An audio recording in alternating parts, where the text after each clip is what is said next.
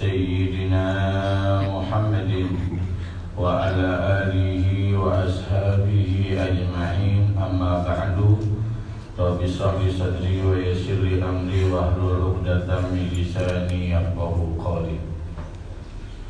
Alhamdulillah, puji syukur kepada Allah Subhanahu wa taala.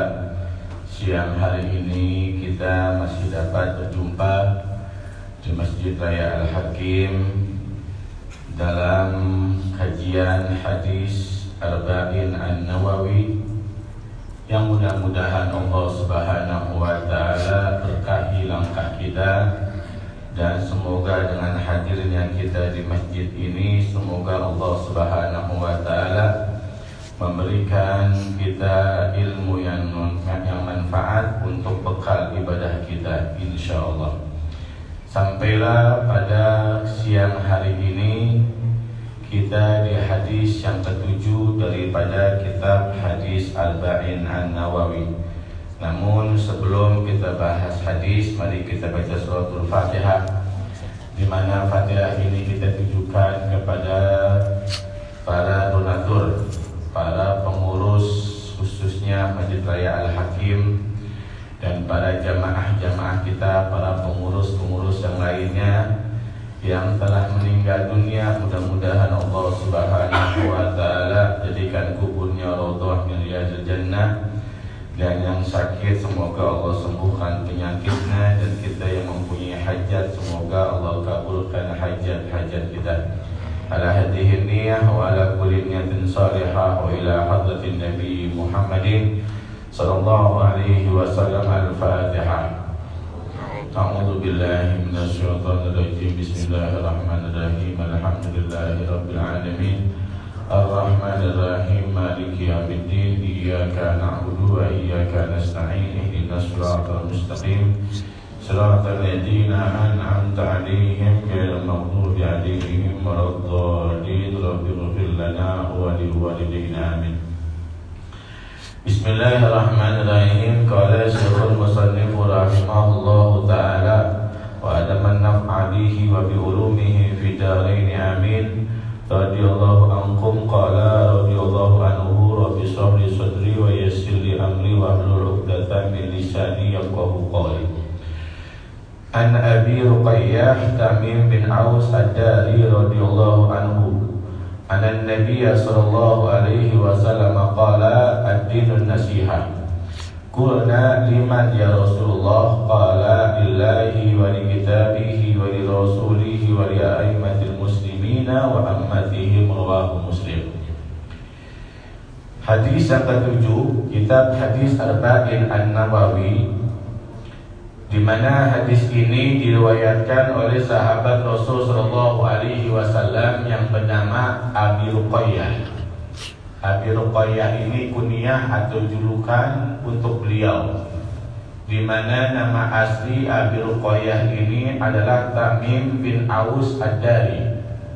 Tamim bin Aus Ad-Dari, julukannya adalah Abu Ruqayyah. Sedikit cerita tentang beliau. Tamim ibn Aus ini sebelum beliau masuk Islam, beliau adalah seorang pendeta. Beliau seorang pendeta Nasrani di negeri Palestina. Ya.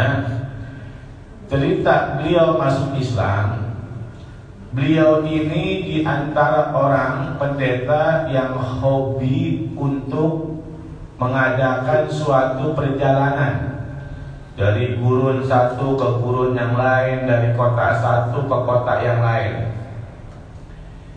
Yang pada suatu hari beliau melakukan perjalanan, ialah perjalanan laut, ya, bersama 30 orang temannya. Tentunya naik sebuah kapal.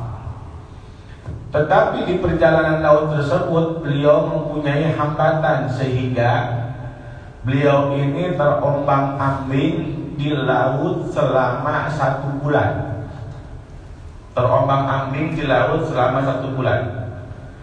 Sampailah akhirnya beliau dan para sahabat-sahabat beliau itu terdampar di satu pulau. Nah, di satu pulau ini hadirin, ketika beliau terdampar, beliau bertemu sama satu makhluk di mana makhluk ini belum pernah ditemukan sebelumnya. Jadi ini makhluk nih hadirin, itu punya bulunya lebat-lebat, panjang-panjang, sampai-sampai mukanya kagak kelihatan, saking panjang bulunya. Dan makhluk tersebut adalah makhluk yang kaku. Akhirnya ini makhluk itu mengajak Tamim ibn Aus dan sahabat-sahabatnya untuk masuk ke suatu tempat untuk menemui salah satu makhluk juga. Dipikir Tamim, kita bakalan ketemu sama setan nih. Akhirnya ketika sampai di satu tempat tersebut yang tertutup, ternyata di situ ada seorang laki-laki yang dirantai besi, diikat rantai besi. Ditanya nih, Ahmad Tamim bin Aus, ente siapa? Ini makhluk ngomong, ana Masih ad-Dajjal, aku adalah Dajjal. Jadi beliau salah seorang sahabat yang pernah bertemu langsung sama Dajjal, dan ini dibenarkan oleh Nabi Muhammad SAW. Dan Rasulullah menceritakan bagaimana cerita Tamim bin Aus bertemu Amir Dajjal, dia ngomong segala macam tuh Amir Dajjal, yang pada akhirnya dengan pertemuan tersebut membangkitkan Imam Tamim bin Aus. Dengan obrolan tersebut ternyata ada menyinggung-nyinggung masalah Nabi SAW, yang pada akhir Tamim bin Aus mencari Rasulullah dan beliau pun masuk Islam. Itu penyebab beliau masuk Islam karena ketemu Amir Dajjal. Nah, di saat beliau masuk Islam di tahun ke-9 Hijriah, beliau dikenal adalah salah satu seorang sahabat yang doyan atau mempunyai kebiasaan sholat malam. Gak pernah tinggal beliau sholat malam. Bahkan digambarkan oleh sahabat, beliau nih kalau sholat malam hadirin, satu rakaatnya hatam Quran. Satu rakaatnya hatam Quran. Orang yang paling mendawamkan qiyamul lail dan mendawamkan Al-Quran adalah diantaranya Tamim bin Aus. Nggak pernah tertinggal, pernah satu hari ketiduran.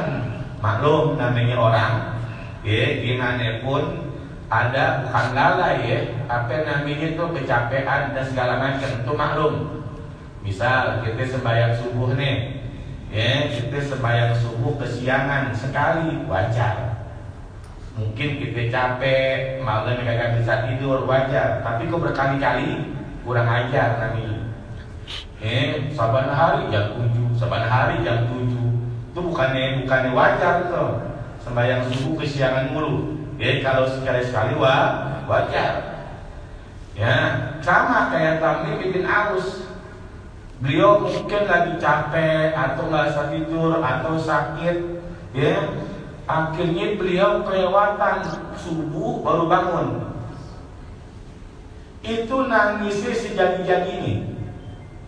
Sampai-sampai Tamim bin Aus gara-gara kesiangan ngelewatin qiyamul lail, sampai akhir hayat beliau nggak pernah tidur malam. Nyesel luar biasa. Ini kira-kira jamaah hakim ada kayak gitu modelnya? Nggak sembahyang malam gitu, nyeselnya luar biasa. Kira-kira ada kagak? Kita boro-boro nih hadirin, subuh kesiangan mulu. Itu Tamim bin Aus, saking hebat dan luar biasanya beliau. Ada satu hal yang bisa kita turunkan kepada beliau. Beliau pernah beli baju agak lumayan mahal. Beliau ini beli baju seharga 1.000 dirham. Seharga 1.000 dirham. 1 dirham taruh pada saat sekarang ini, kalau 1 dirhamnya itu sekitar 5.000 rupiah 1 dirham. Rp5.000. Ya, beliau beli baju 1.000 dirham. Baju yang beliau beli itu, ya, yang paling mahal beliau beli itu beliau khususkan hanya untuk dipakai di akhir-akhir bulan suci Ramadan. Ya, beliau khususkan untuk dipakai akhir-akhir di bulan suci Ramadan. Beliau menjaga untuk mendapatkan malam Lailatul Qadar. Jadi kalau malam Lailatul Qadar nih hadirin, beliau bisa pakai baju yang mahal. Apa intinya? Supaya mendapat pahala yang lebih. Ini amalan buat kita. Ya, amalan buat kita yang bisa kita contoh hadirin. Begitu. Jadi ini kalau kita pengen ibadah khusus, apalagi malam Lailatul Qadar, begitu, di terakhir-akhir bulan suci Ramadan, itu kalau bisa kita pakai baju yang paling mahal dan paling cakep. Jadi kita kalau beli baju bukan buat lebaran. Ini puasa kita beli baju buat apa? Buat lebaran, jangan. Tapi kita pakai di 10 terakhir di bulan suci Ramadan. Kenapa? Karena buat saksi kita di yaumil kiamah. Kita pakai untuk baju pahala nih 1.000 bulan. Ya, kita pakai pahala ini 1.000 bulan. Kalau seandainya kita mendapatkan malam Lailatul Qadar, ya, jangan kita udah tua pengen beli baju apa lebaran, jangan. Paling keringetan doang tidak dapat. Muter sono, muter sini, silaturahmi sono ke sini. Kita pakai buat ibadah. Jadiin apa yang kita pernah beli hadirin, jadiin apa yang kita pernah beli kita dipakai buat ibadah. Kita beli baju nih, walaupun biasa, misalnya, ya, sekali-kali kita pakai buat ibadah, sehingga nanti apa yang kita beli, barang-barang kita jadi saksi kebaikan kita di yaumil kiamah. Itu hukumnya sunnah. Kita beli sendal pakai buat ke masjid, ya, supaya apa? Nanti itu sendal jadi saksi kita di yaumil kiamah. Kita beli mobil, kita beli motor, pakai buat dakwah, pakai buat sembahyang di masjid, pakai buat hadir ke majlis-majlis taklim, supaya buat saksi kita di yaumil kiamah. Ya Allah, aku pernah dibawa Nabi ke majlis taklim, ya Allah. Aku pernah dipakai, ya Allah, buat sembahyang.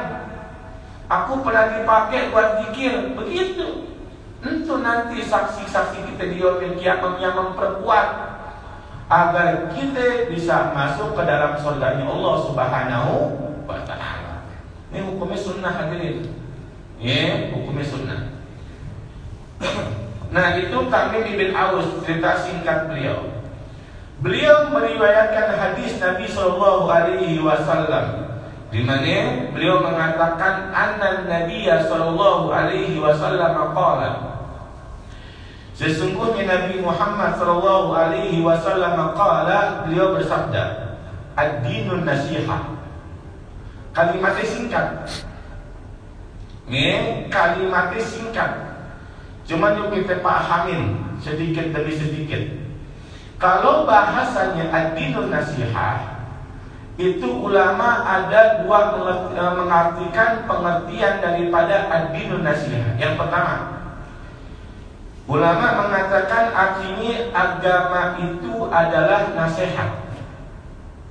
Inti agama adalah nasihat. Apa maksudnya? Hadirin, sebagaimana Rasul sallallahu alaihi wasallam beliau mengatakan al-hajju Arafah. Haji adalah Arafah. Pertanyaan, apakah ibadah haji hanya sekedar kita wukuf di padang Arafah? Kagak. Di situ ada tawaf, ada sa'i, ada segala macam yang kita kerjakan dalam haji. Cuman pokok ibadah haji ada di tawaf. ada di wukuf di padang Arafah. Maksudnya begitu. Begitu pula kalimat ad-dinun nasihah. Agama adalah nasihat. Apakah Islam hanya nasihat? Enggak. Di Islam ada salat, di Islam ada haji, di Islam ada zakat, di Islam ada puasa dan ibadah-ibadah yang lain. Cuman pokok dan inti daripada agama Islam adalah nasihat. Salat yang kita kerjakan adalah nasihat buat kita.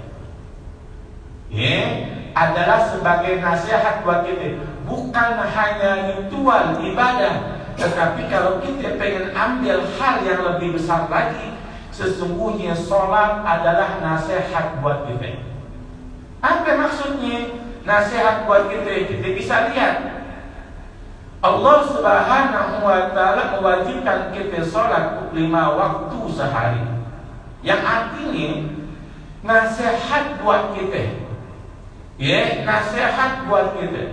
Apapun kegiatan yang kita lakukan setiap hari ini, jangan lupa di situ ada perjumpaan kita sama Allah Subhanahu wa ta'ala.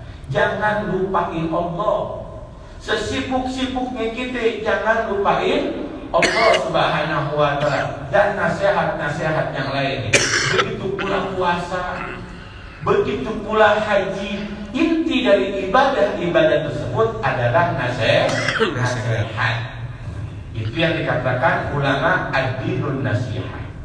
Ulama yang kedua mengartikan ad-dinun nasihah di sini hadirin dari kalimat nasihat nih. Nasihat dari kata nasoha. Apa artinya nasoha? Nasoha artinya ialah kemurnian atau kesucian. Yang pertama. Yang kedua adalah kesungguh-sungguhan. Yang pertama kesucian atau kemurnian. Yang kedua adalah kesungguh-sungguhan. Maka kita sering dengar kalimat taubatan nasuha, taubat yang sungguh-sungguh. Apa maksudnya? Agama itu kemurnian, kesucian atau kesungguh-sungguhan. Maksudnya ialah di saat kita menjalankan ibadah untuk agama kita, jadikan hal tersebut sebagai kesucian untuk kita, kemurnian untuk kita, keikhlasan untuk kita, bukan untuk yang lainnya. Kita ibadah salat, jadiin salat tersebut adalah ikhlas, kemurnian hanya untuk Allah, bukan untuk yang lainnya. Kita haji, kemurnian, keikhlasan untuk Allah, bukan untuk yang lainnya.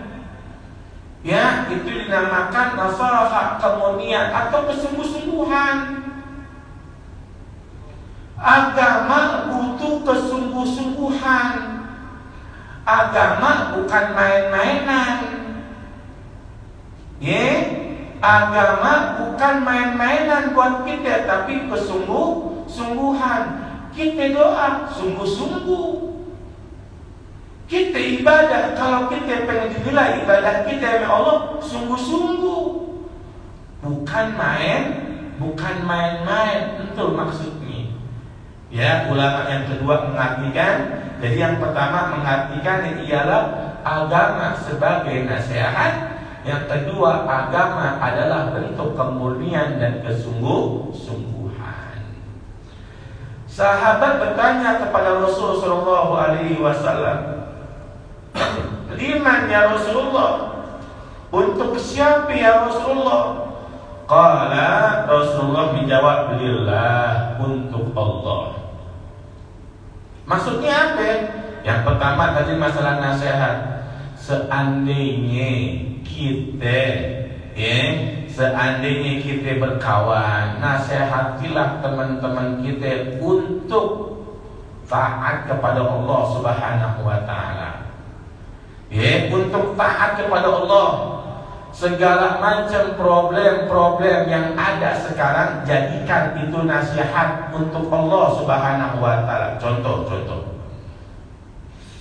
kayak sekarang nih hadirin, maaf, kayak sekarang kita nih atau saudara-saudara kita yang di Palestina lagi diuji oleh Allah Subhanahu wa Ta'ala. Betul kagak? Lagi diuji oleh Allah. Mungkin di mata kita atau dalam pikiran kita mungkin mereka ini orang-orang yang dizalimin dan teraniaya. Menurut kita ya. Cuma terkadang ada tanda tanya sama kita. Kenapa Allah Subhanahu wa Ta'ala menguji mereka sedemikian rupa, padahal orang-orang Palestina kita lihat imannya kuat-kuat. Ini kita nih hadirin, kalau seandainya dibandingkan dengan iman warga Palestina, mungkin gak seberapa iman kita. Betul gak kira-kira? Mungkin gak seberapa kuat nih. Tapi mereka dalam ancaman, dalam tekanan, peperangan, segala macam, nyawa taruhannya, tapi imannya kagak luntur sedikit pun. Ya, mereka hebat untuk mempertahankan imannya. Kadang-kadang kita bertanya begini, kenapa sih Allah uji mereka kayak begitu? Ya, kenapa sih, kan di imannya pada kuat-kuat, kenapa Allah uji kayak begitu macam? Kenapa bukannya kita? Padahal kita banyak dosa, kita banyak berbuat maksiat. Kenapa bukannya kita? Kenapa mereka semuanya hadirin? Kita kembaliin kepada Allah Subhanahu wa Ta'ala. Tadi yang Anda bilang, menurut kacamata kita, mereka adalah orang-orang yang dizalimin dan merasa atau di antara yang diintimidasi, penuh dengan ancaman-ancaman. Cuma mungkin kagak di mata Allah Subhanahu wa Ta'ala. Allah ini lagi mencintai mereka hadirin. Tanda cinta Allah kepada hamba ini bukan hanya Allah memberikan nikmat sama itu hamba. Antum seandainya punya duit banyak, istri cakep, anak pintar-pintar, usaha bagus, nggak punya masalah sama yang lain misalnya, bukan berarti kita lagi dicintai oleh Allah. Bukan berarti. Bisa jadi nikmat yang dikasih oleh Allah Subhanahu wa Ta'ala yang kita anggap nikmat bukan jadi nikmat, bisa jadi istidraj. Kita dikasih kaya nggak sembayang, kita dikasih bini cakep kagak ngaji, kita dikasih anak-anak yang pintar tapi kagak bisa baca Quran, dikasih bisnis yang luar biasa lancar nggak ada halangan, akan tetapi lupa sama Allah. Bukan berarti kita dikasih nikmat, tetapi bisa jadi dikasih apaan? Istidraj oleh Allah. Jangan GR dulu, Allah lagi cinta sama kita, disembayang kagak, cinta apaan? Ya, bisa jadi begitu. Allah mencintai hamba-hamba ini bukan hanya dikasih nikmat, tetapi apa kata Rasul sallallahu alaihi wasallam? Nabi Muhammad mengatakan, "Idza ahabballahu qauman ibtalahum." Tanda cinta Allah sama seseorang, tanda cinta Allah sama hamba-hambanya, ibtalahum, Allah uji mereka semuanya. Tanda cinta Allah sama hambanya, ya, Allah uji. Ketika mereka dapat ujian dan iman mereka kuat, itu berarti mereka tanda-tanda orang yang dicintai sama Allah Subhanahu wa Ta'ala.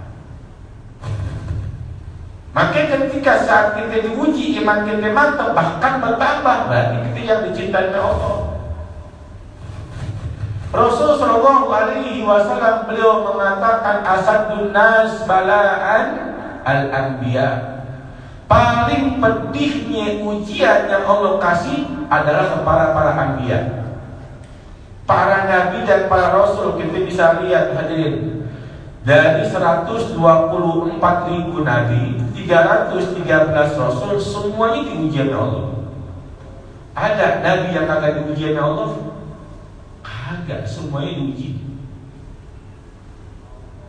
Semuanya nabi diuji oleh Allah Subhanahu wa taala. 124.000 nabi, di antaranya ada yang dibakar ame masa. Ada yang dibelah ame kaumnya. Ada hadirin nabi yang dibelah dari ujung pala sampai bawah, dibelah ame kaumnya. Enggak semuanya nabi hidup senang, semuanya diuji oleh Allah Subhanahu wa ta'ala.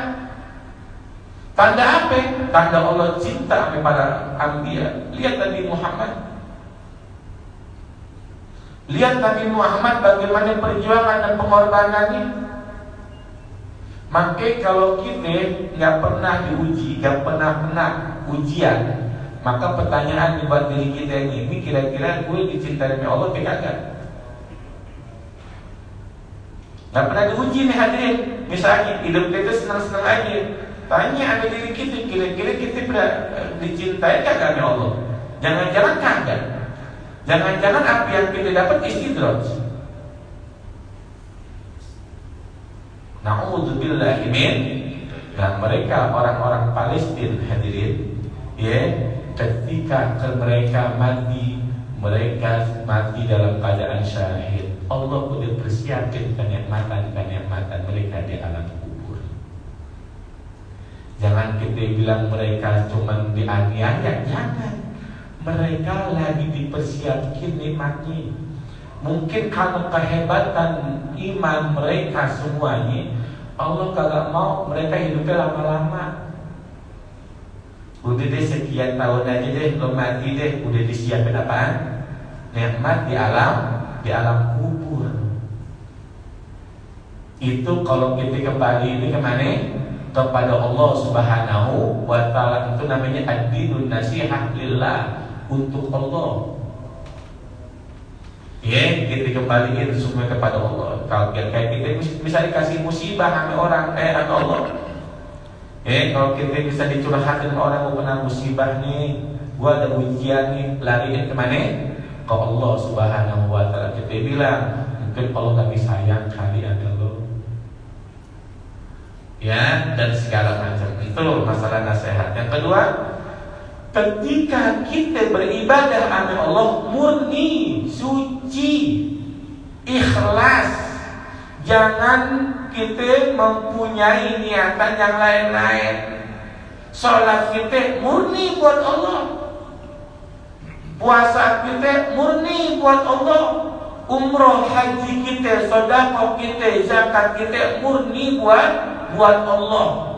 Tentu namanya nasihat, kesungguh-sungguhan, murni buat Allah Subhanahu wa ta'ala. Terus wali rasuli, dan murni pula buat Rasul sallallahu alaihi wasallam. Yang artinya ialah selain kita menjaga perintah Allah, jangan lupa kita jangan hanya mengambil kewajiban, tetapi ingat ada sunnah Nabi Muhammad sallallahu alaihi wasallam yang harus kita kerjain. Gue mah Quran aja deh, hadis gue gak pakai. Gue mah perintah Allah aja deh, perintah Nabi mah gue gak pakai. Sunnah ini jangan hadirin. Maaf, mungkin ketika kita menjalankan sunnah Nabi Muhammad, di situ kita memancing redonya Allah Subhanahu wa ta'ala.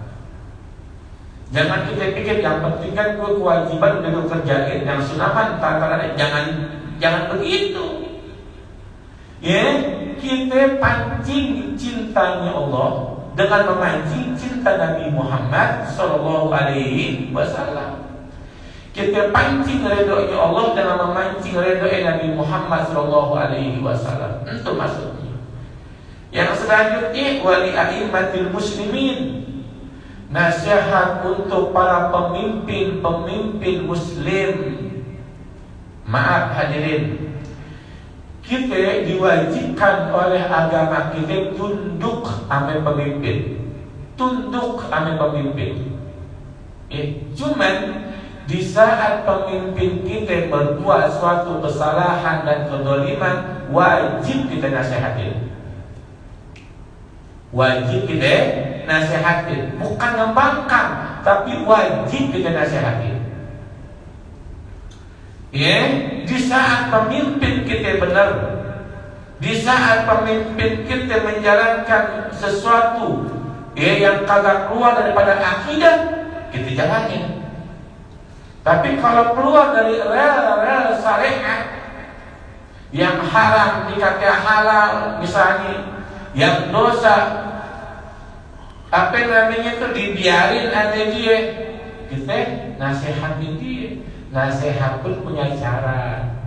Kita kagak bisa ke sono dengan cara apa? Demonstrasi dan segala macam, tapi yang baik. Contoh kayak kemarin, kita kan gak mau negara kita hancur dapat murka Allah Subhanahu wa Ta'ala. Di antara mancing mukanya Allah apaan? Mengadakan kemaksiatan. Di antara kemaksiatan yang Allah murka apaan? Adalah LGBT. Kan begitu, Allah suka agama LGBT. Kira-kira halal apa haram? Haram. Nah, ada rencana pengen datengin nih konser grup musik, apa namanya? Itu jangan kagak ngerti itu. Yang berbau LGBT. Ini kira-kira nih kalau kita biarin mancing muka Allah apa kagak? Kalau seandainya murka Allah datang hadirin, murka dan musibah Allah kirim sama kita, kira-kira yang Allah kirim ke dia doang, apa kita juga kena? Kita juga kena. Ittaqu fitnatan la tusibanna alladziina dzalamu minkum khassah. Kalau Allah kasih musibah bukan yang maksiat doang. Kalau Allah pengen kasih bala bukan yang maksiat doang, kita bakalan kena juga. Kan kita gak mau. Makanya kemarin adakanlah unjuk rasa, demonstrasi, penolakan apaan? Penolakan grup band tersebut buat datang ke sini. Untuk apa? Menolak balak-balaknya Allah Subhanahu wa Ta'ala. Unjuk rasa atau demo kemarin bukan hanya sekedar demo, tapi apa? Nasihat. Kan nasihat berupa-rupa. Kita kan gak bisa langsung ke sono. Ya, itu namanya wali a'immatil muslimin wa ammatihim, dan untuk umat Islam. Yang intinya dari hadis ini, yuk dalam beragama kita saling menasehati, wa tawasau bil haqqi wa tawasau bis sabri. Yang kedua adalah bersungguh-sungguh dan mempunyai hati yang murni, semuanya ikhlas karena Allah Subhanahu wa Ta'ala. Yang mudah-mudahan Allah Subhanahu wa Ta'ala berikan kita istiqamah di dalam bersungguh-sungguh menjalankan perintah Allah dan bersungguh-sungguh untuk menjalankan sunnah-sunnah Nabi besar Muhammad sallallahu alaihi wasallam. Sebelum kita tutup pengajian kita, mari kita baca suratul Fatihah, di mana Fatihah ini kita tunjukkan tanda solidaritas kita kepada para saudara-saudara kita di Palestina dan di negara-negara yang lain, bahkan di Indonesia. Ya, mudah-mudahan kita semuanya dan mereka semuanya diberikan iman yang kuat oleh Allah Subhanahu wa Ta'ala. Ala hadhihi niyyah al-Fatihah. A'udzu billahi minasyaitonir rajim. Bismillahirrahmanirrahim. Alhamdulillahirabbil alamin. Ar-Rahmanir Rahim. Maliki yaumiddin. Iyyaka na'budu wa iyyaka nasta'in. Ihdinas siratal mustaqim. Siratal ladzina an'amta 'alaihim ghairil maghdubi 'alaihim waladdallin. Bihaqil Fatihah. Bismillahil Fatihah. Subhanaka ya Rabbal khair waj'alna ya Allah min ahlil khair wahtimna bil khair. Allah bihaqqi Fatimata wa abiha wa ba'liha baniha wa ummiha wa akhiha. Allahumma ighfir li dhunubana wa wastur 'uyubana ya الستار واقضي جميع حاجتنا يا جدي يا كل حاجة حاجة دنيوية وأخروية بجاه خير البرية وصلى الله على سيدنا محمد وعلى آله وصحبه وسلم والحمد لله رب العالمين. السلام عليكم ورحمة الله وبركاته.